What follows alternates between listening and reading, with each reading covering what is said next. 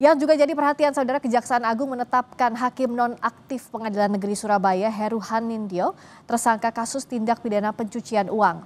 Penetapan tersangka Heru Hanindyo terkait penanganan perkara kasus Ronald Tanur di Pengadilan Negeri Surabaya. Penyidik Kejaksaan Agung sebelumnya telah menetapkan Heru Hanindyo sebagai terdakwa kasus dugaan suap dan gratifikasi vonis bebas Ronald Tanur. Jaksa penuntut umum sebelumnya telah menjatuhkan tuntutan 12 tahun penjara terhadap Heru Hanindyo. Menurut Kepala Pusat Penerangan Hukum Kejaksaan Agung Harli Siregar, dalam kasus TPPU penyidik telah memblokir beberapa aset Heru Hanindyo.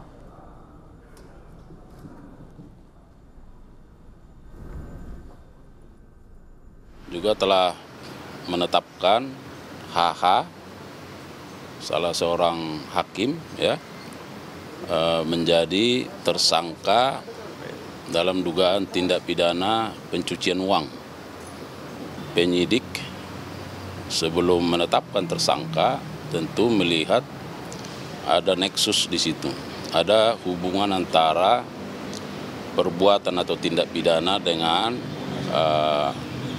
aset yang dimiliki oleh yang bersangkutan.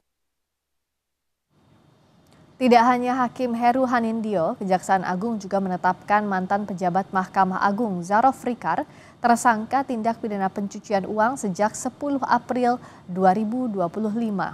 Kepala Penerangan Hukum Kejaksaan Agung Harli Siregar menyebut penyidik telah mendalami keterkaitan antara barang bukti sitaan penyidik dan aset harta Zarof Rikar.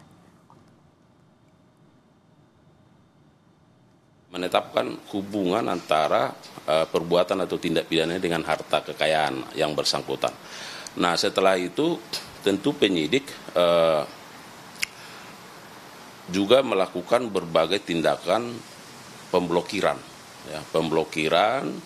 terhadap sertifikat kepemilikan hak atas tanah di berbagai tempat. Ada yang di Jakarta Selatan sebanyak kalau kurang lebih 10 kemudian ada di Pekanbaru setidaknya ada 7 bidang, dan ada di Depok 1 bidang. Nah, semua ini tentu setelah dikompilasi, dipelajari.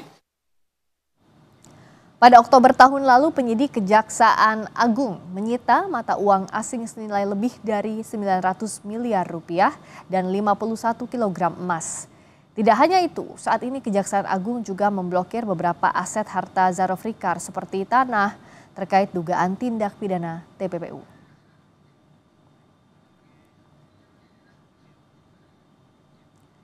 Zarof Rikar merupakan mantan pejabat MA dan diduga menjadi makelar kasus saat bekerja sejak 2012 hingga 2022. Sebagai penyelenggara negara, menurut Kejaksaan Agung, Zarof tidak melaporkan penerimaan gratifikasi kepada KPK. Zarof diduga membantu mengurus perkara baik di tingkat pertama, banding hingga peninjauan kembali.